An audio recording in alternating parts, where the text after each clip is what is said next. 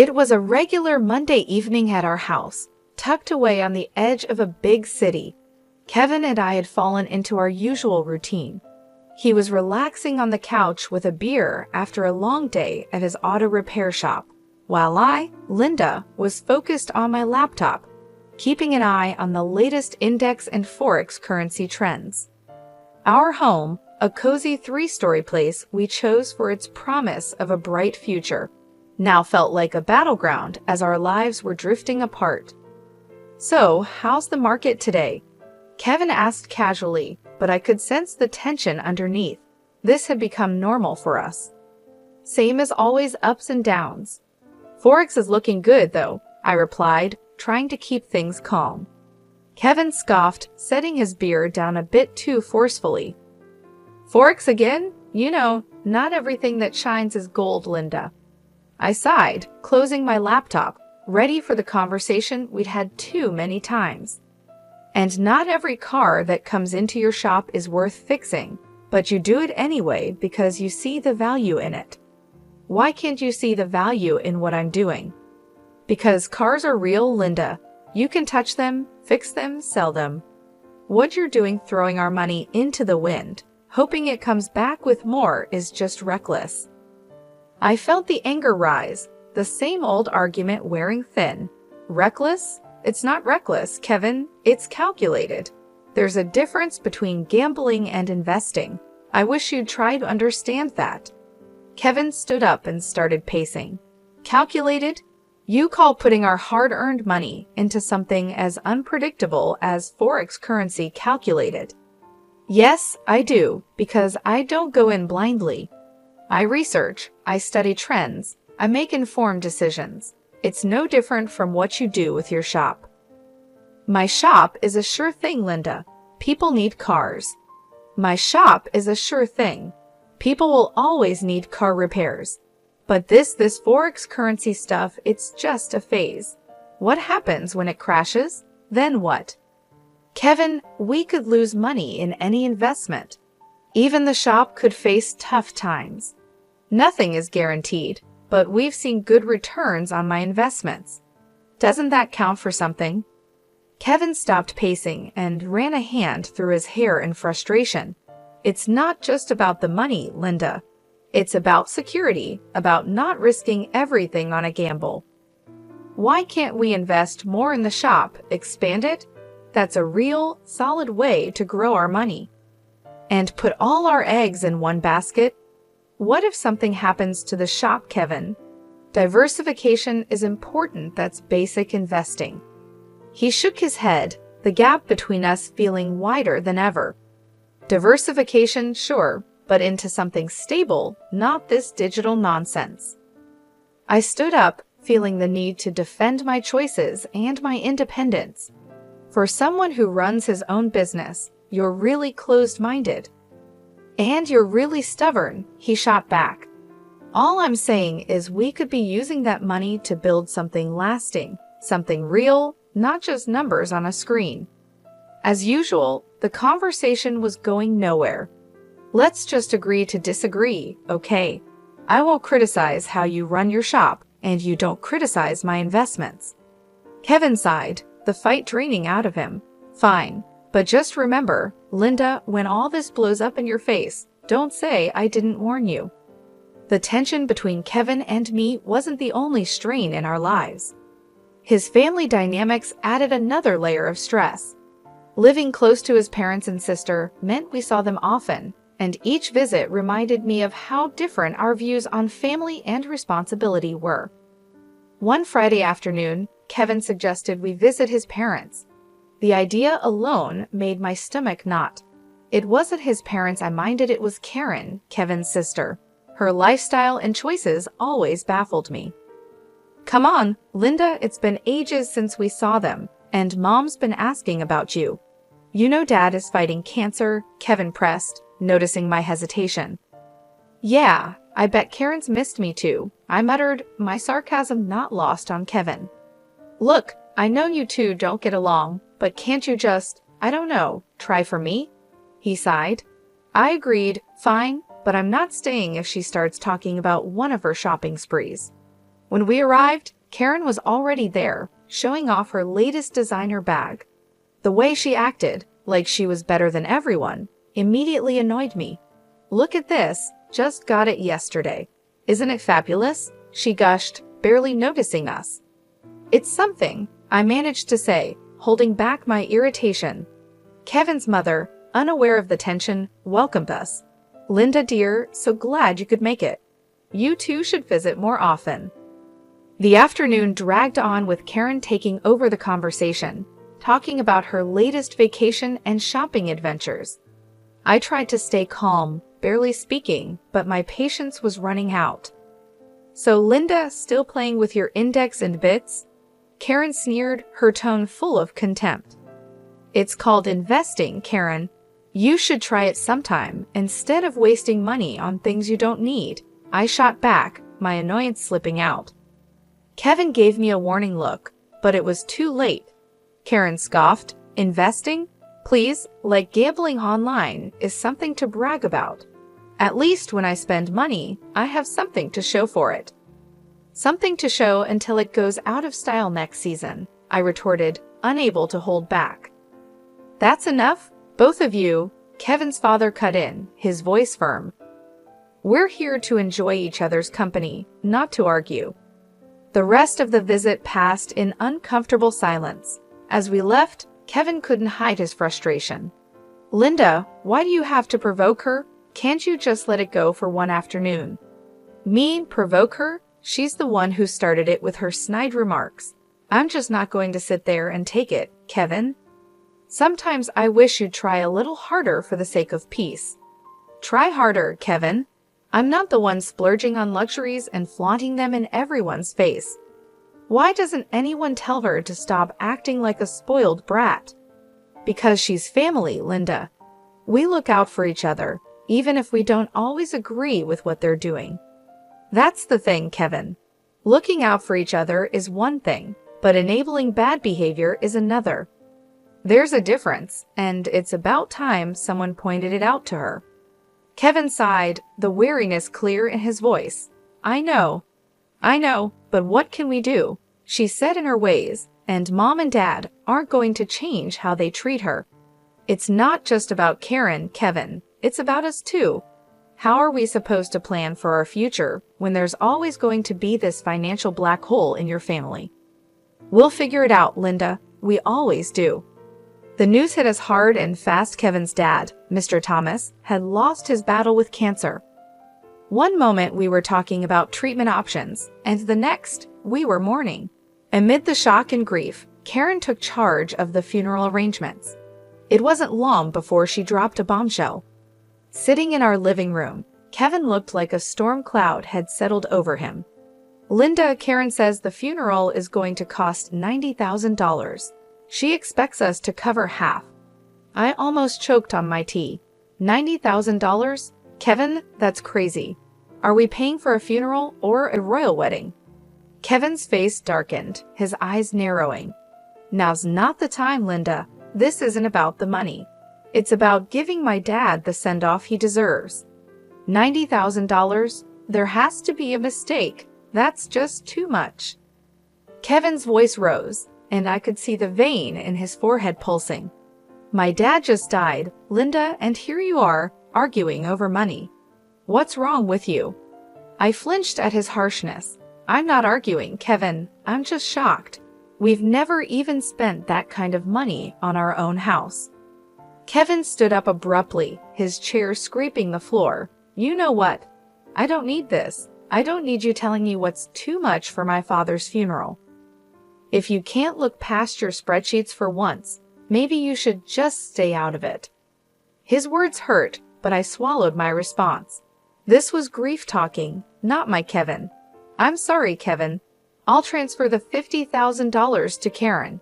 It's just, this is a lot to take in." Kevin paced the room, his hands buried in his hair, a gesture of frustration I knew all too well. "Yeah, well, it's not just about the money, Linda. It's about doing right by him. And if that means paying whatever it costs, then so be it." When I confirmed the transfer to Karen, Kevin barely acknowledged it. He seemed lost in his own world of grief and anger. The distance between us felt immense, even though we were just a few feet apart in our living room. Walking into the funeral agency, I felt the weight of the world on my shoulders.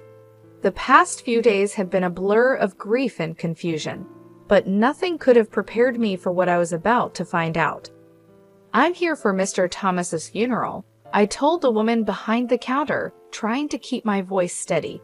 She looked up from her computer with an apologetic expression. "I'm sorry, ma'am, but you're a day late. Mr. Thomas was cremated yesterday." My heart stopped. What? But I was told the funeral was today. She shook her head gently, her eyes full of sympathy. "The family requested to move the date forward. I'm very sorry for your loss and the confusion." I stood there in shock, my mind racing. How could Kevin not tell me? Why was I kept in the dark about such an important change? Fuming, I dialed Kevin's number, my fingers shaking with anger and disbelief. "Kevin, why didn't you tell me the funeral was moved?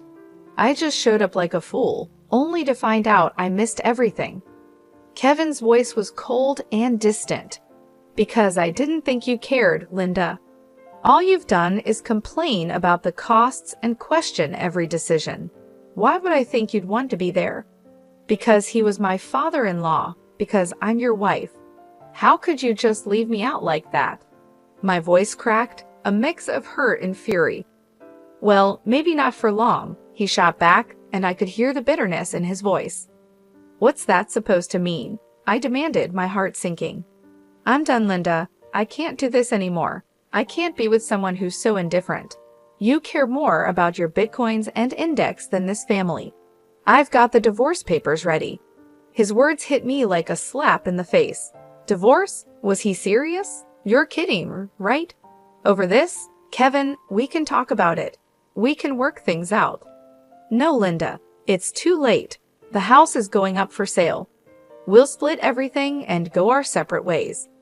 That was it. I was speechless, the reality crashing down on me. This wasn't happening, it couldn't be. Stunned, I wandered back to the parking lot, feeling lost. As I was heading back to my car, I saw Karen pulling in, driving a brand new luxury car. The sight of it made my blood boil. "Nice car, Karen. Where'd you get the money for this inheritance?" I asked, trying to keep my voice steady. Her smile didn't reach her eyes as she casually tossed her hair back. "Yeah, something like that. Dad left me a little something." The way she talked about her father while carrying shopping bags, without a hint of sadness, was infuriating. "A little something, huh? Looks like morning is treating you pretty well." Karen's smile faded, replaced by a smirk. "Well, we all grieve in our own ways, don't we? Some of us invest in index, and some of us in cars." I clenched my fists, the unfairness of it all burning inside me. This was all wrong. Kevin and I were falling apart, and here was Karen, benefiting from the chaos. "Enjoy the car, Karen. Looks like it cost a pretty penny, or should I say, a pretty dollar." She laughed, a hollow sound that echoed in the empty parking lot. "Oh, Linda, always so worried about money. Don't worry, it's all been taken care of." I watched her walk away, her laughter lingering in the air. The man I loved wanted nothing to do with me, and the family I had tried to be a part of was showing their true colors. The days after the funeral felt like I was walking through a thick fog of disbelief and betrayal. The weight of the divorce papers in my bag felt like a heavy burden, a constant reminder of my crumbling marriage. But the sight of Karen's new luxury car planted a seed of suspicion that I couldn't ignore. Determined to find out what was really going on, I decided to visit the funeral home, hoping to uncover some answers. Walking into the funeral home, a mix of suspicion and determination fueled my steps. It felt surreal being there under these circumstances, but I needed answers. The place was quiet, the air filled with a solemn stillness that matched its purpose. At the reception desk, I saw a familiar face, Joyce, a classmate from high school. It was unexpected to see her there. "Joyce," I exclaimed, a bit too loudly for the setting. "I didn't know you worked here." She looked up, surprise crossing her face before she recognized me. Linda? Wow, it's been ages. What brings you here? Is there something I can help with? I took a deep breath, preparing myself for the conversation ahead. Yeah, actually, it's about my father-in-law's funeral. I heard my father-in-law's funeral was arranged here, I said. Joyce's expression became professional, but I could see a hint of curiosity in her eyes. Sure, let me pull up the details. Give me a sec. As she typed, I fidgeted, the weight of the situation pressing down on me. When she found the record, her brows furrowed. Okay, here it is. The service was pretty standard. Cremation was requested, keeping things simple. The total came to $10,000. My heart sank. $10,000? But that's not what we were told. We paid $90,000, or at least, we were led to believe that's what it cost. Joyce paused, her face filled with concern. That's a huge difference. It was Karen who handled the arrangements, right? Everything here is billed at $10,000, no more. The pieces were starting to fit together, forming a picture I didn't want to see. Can you print me a copy of that bill? I need proof. Sure thing, Joyce said, her tone sympathetic. She quickly printed out a copy and handed it to me. Holding the paper, it felt like I had just found a key piece of a puzzle that could unravel a bigger deception. Thanks, Joyce. I need to sort this out. Armed with the printout from the funeral home, my next step was confronting the family, especially Karen. The air felt heavy as I drove to my mother-in-law's house, where I knew they'd all be gathered, probably discussing the estate and the aftermath of the funeral. My stomach churned with a mix of dread and determination. When I arrived, the house was eerily quiet. I hesitated at the door, gathering my courage before stepping inside. The sound of my footsteps echoed through the hallway, announcing my arrival. In the living room, Kevin, Karen, and my mother-in-law were seated, looking like a picture of mourning that was about to be shattered. My mother-in-law, her eyes shadowed with grief, broke the silence first. Dear, we missed you yesterday at the funeral. We thought you'd be there. Taking a deep breath, I replied, I was told it was today. I'm so sorry for your loss. My voice was steady despite the storm of emotions inside me. I then turned to Kevin. Can we talk in private? I hope to spare his mother any more distress. Kevin's response cut through the room. No secrets here. You're not part of this family anymore, remember? His words stung, but I pushed on, pulling out the bill from the funeral home. Then explain this to me. The funeral cost $10,000, not the $90,000 Karen claimed. Where did the rest go? Kevin looked genuinely shocked, turning to Karen with a bewildered expression. What's this about? Karen squirmed under our gazes. I needed the money, Karen finally admitted, her voice small. Her confession hung in the air, heavy with tension. Kevin's mom, overhearing, added, Your father saved for his own funeral. I even gave Karen $15,000 more to cover everything. I did the math out loud, feeling the tension rise. $100,000 in total, and only $10,000 spent. Karen, where's the rest? Flustered, Karen admitted to spending the money on a new car for herself, her eyes avoiding mine. I expected Kevin to explode, but instead, he gently told Karen, You shouldn't have done that. Be more careful next time. His response shocked me. Careful? She committed fraud, Kevin, and you're okay with that? Kevin's justification left me stunned. You wouldn't understand. You've got no family. You don't get what it means to stick together. That was the last straw. In front of everyone, I signed the divorce papers with a flourish. Karen, you owe me $50,000. Pay up, or I'm going to the police. Kevin's protests followed me as I walked out, but I didn't look back. I had seen and heard enough. The betrayal was complete, and so was my resolve. As I walked away, the finality of my decision settled in. There was no going back, only forward, away from the lies and deceit that had tainted what I once considered family. Packing up my life into boxes felt surreal, like I was watching someone else's story unfold. The for sale sign outside the house was a stark reminder of how final everything was. By afternoon, I was settling into a small apartment that felt more like a fresh start than a downgrade. That evening, as I was sorting through the remnants of my past life, my phone rang. Kevin's name flashed on the screen, a name I no longer felt any attachment to. I answered, curiosity overtaking my resentment.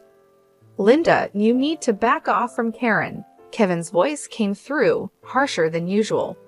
"Back off?" I laughed, cold and sharp. "Not a chance, Kevin. She took from me, and I want it back. Your sister is a thief." Kevin was silent for a moment. "She's family. You wouldn't understand." "Family?" I scoffed. "That ship has sailed, Kevin. As far as I'm concerned, you and your sister are just people I used to know." He tried to argue, but I cut him off. "Save it. Karen has 3 weeks to return my money, or I'm pressing charges. And you stay out of it. You're nothing to me now." Hanging up, I felt a mix of sadness and liberation. The man I once loved was now just a memory. The man I once loved had become just another obstacle in my path to reclaiming my life. 3 weeks later, a knock at my door signaled the return of my $50,000. Karen stood there, her posture defiant, a smirk on her lips. "Here's your money," she spat, thrusting the envelope into my hands. "Happy now, you money-grubbing witch." I took the envelope, my gaze steady. "It's not about the money, Karen," I called out. "It's about principle, about not letting you walk all over people." She laughed, hollow and bitter. "Whatever helps you sleep at night." As she turned to leave, I called out, "Just remember, Karen, karma's real. What goes around comes around."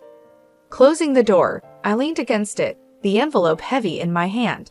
The money was a small victory, but the real win was standing up for myself, refusing to be a victim of their greed and lies. Life had found a new rhythm, calmer, more predictable when, out of the blue, my phone rang. The number on the screen was one I hadn't seen in a while. It was Kevin, a voice from a past I had neatly put away. "Hey, I need a favor. A big one." Kevin's voice sounded more worn than I remembered. I paused, the suddenness of the call catching me off guard. "A favor? Kevin, we're past favors, don't you think?"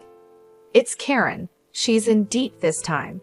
Debt's up to her eyeballs, and the wolves are at the door. We've sold everything, the house, the shop, it's still not enough." His words took a moment to sink in. "And you're calling me? Why? I'm not part of the circus anymore, Kevin." He sighed, the sound of desperation clear. "Come on, don't be like that. You got out, made it big with your trading. Can't you spare something for old time's sake?" I couldn't believe what I was hearing. After everything, he still saw me as a lifeline for their mess. Spare something for her, after she nearly ruined us with her lies? You've got some nerve, Kevin. It's not just for her, it's for all of us. You wouldn't be where you are without me, don't forget that, he countered, his voice edged with bitterness.